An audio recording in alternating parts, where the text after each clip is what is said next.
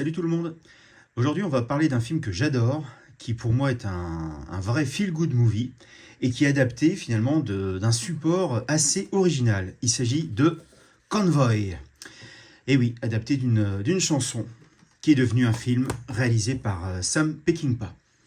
Quand on pense aux adaptations au cinéma, on imagine immédiatement, par exemple, les romans de Stephen King, les comics de super-héros, les jeux vidéo ou même les jouets, comme Transformers ou bientôt les Maîtres de l'Univers. Mais aujourd'hui, je voudrais vous parler d'une adaptation totalement improbable.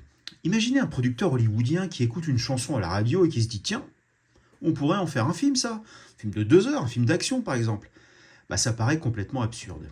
Et pourtant, c'est exactement ce qui s'est produit en 1978 avec Convoy, réalisé par Sam Peckinpah.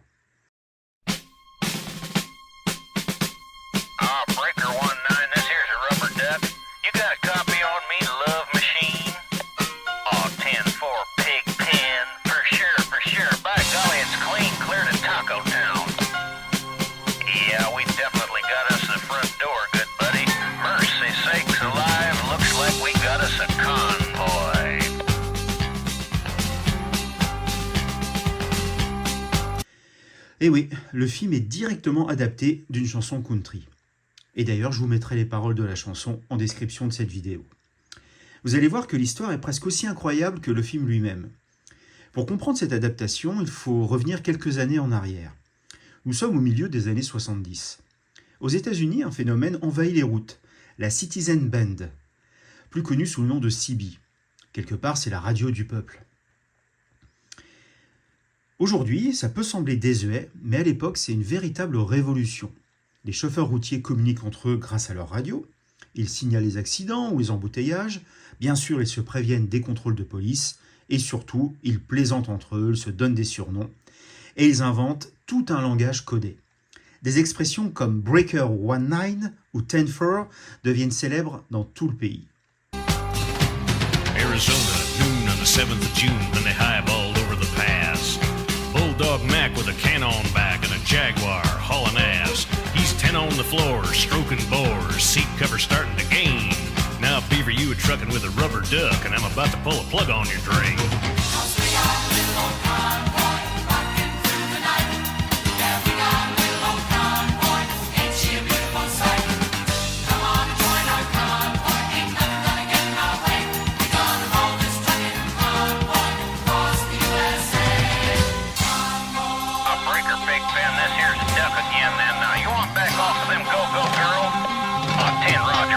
Les routiers vont ainsi devenir quasiment des héros populaires. Et c'est précisément ce phénomène qui va inspirer une chanson.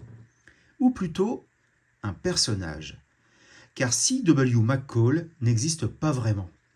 Son interprète, de son vrai nom William Dale Fries, Bill Fries plus connu sous ce surnom, travaille en fait dans la publicité.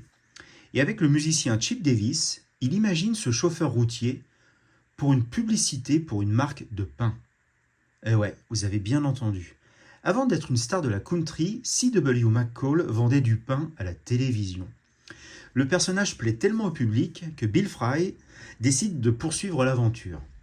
En 1975, il enregistre une chanson intitulée Convoy. Le morceau raconte, sous forme de conversation CB, l'histoire d'un immense convoi de camions mené par un routier surnommé Rubber Duck. Au fil des kilomètres, de plus en plus de camions rejoignent le mouvement. Ils vont défier la police, traverser plusieurs États et devenir peu à peu le symbole d'une Amérique libre, indépendante et profondément attachée à la route. La chanson va alors devenir un phénomène. Elle va atteindre la première place du Billboard américain. Et là, bien sûr, Hollywood va rentrer en scène. New Mexico, an I-40 like a Texas lizard on glass. 1,000 pedals was mashing the metal and bears was a-walking the grass. We trucked all day and we trucked all night, Big Benny improving our style. We could tell by the smell we was heading for hell, and the devil was Dirty Lyle. 'Cause we got a great big convoy rocking through the night. Yeah, we got a great big convoy, ain't you a beautiful sight? Come on, join our convoy, ain't nothing gonna get in our way. We gonna roll this trucking convoy across the USA. Convoy. Oh, now here's the plan, Big Ben.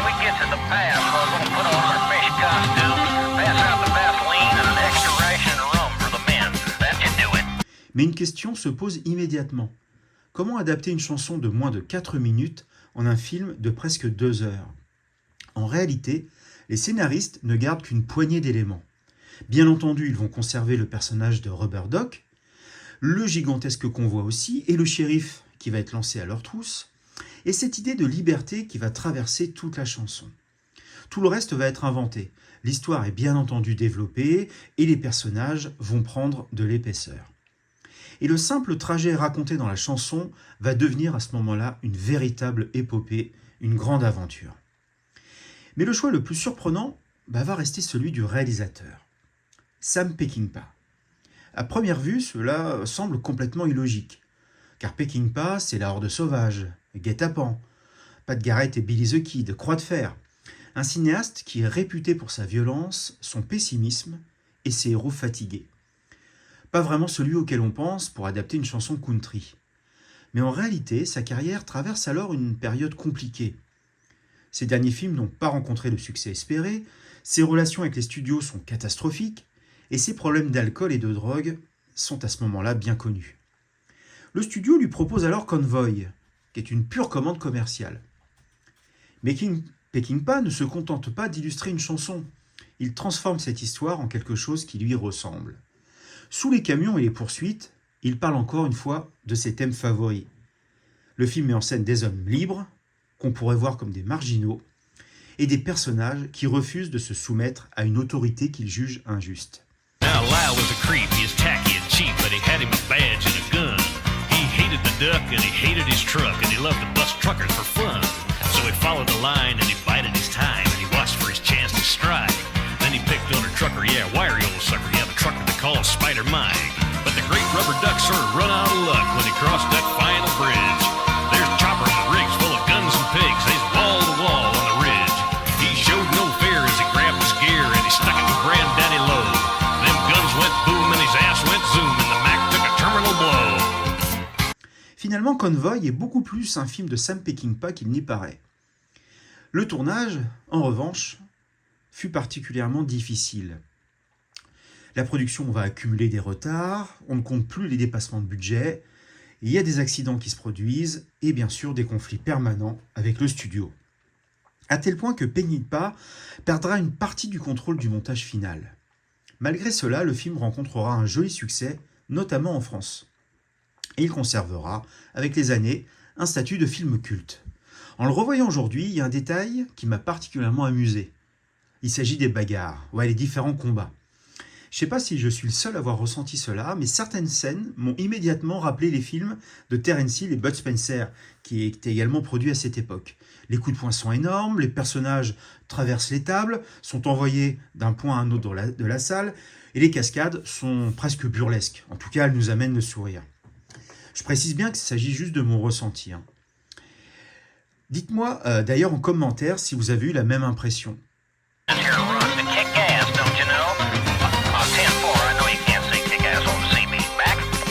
Well, that big black Mac stopped dead in their tracks when the trailer blew high in the air.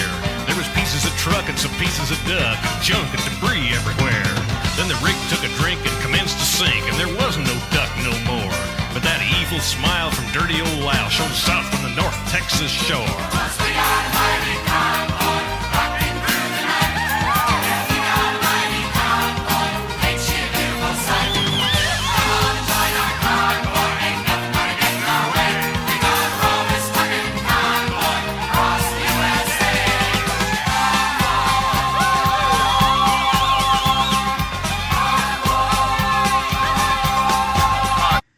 Ce qui fascine aussi avec Convoy, c'est qu'il ne s'agit pas seulement de l'adaptation d'une chanson, c'est aussi l'adaptation d'une époque. Une époque où les routiers représentaient une certaine idée de la liberté, où la CB était devenue un véritable phénomène de société, et où une simple chanson pouvait capturer l'imagination de millions d'Américains. Et encore une fois, Hollywood qui était capable de transformer 4 minutes de musique en un film de près de 2 heures. Elle nous rappelle en fait qu'une adaptation ne dépend pas du nombre de pages d'un roman ou de la durée d'une chanson finalement. Tout dépend de la force de l'idée de départ. Alors la prochaine fois que vous écouterez une chanson, posez-vous cette question. Et si Hollywood en faisait un film? Merci à tous d'avoir regardé cette vidéo. Si elle vous a plu, n'hésitez pas à laisser un pouce bleu d'encouragement, peut-être aussi à vous abonner à la chaîne si le cœur vous en dit, et à me dire dans les commentaires quelle est selon vous l'adaptation la plus improbable de l'histoire du cinéma. À très bientôt pour une nouvelle promenade cinématographique sur les routes du cinéma. Salut!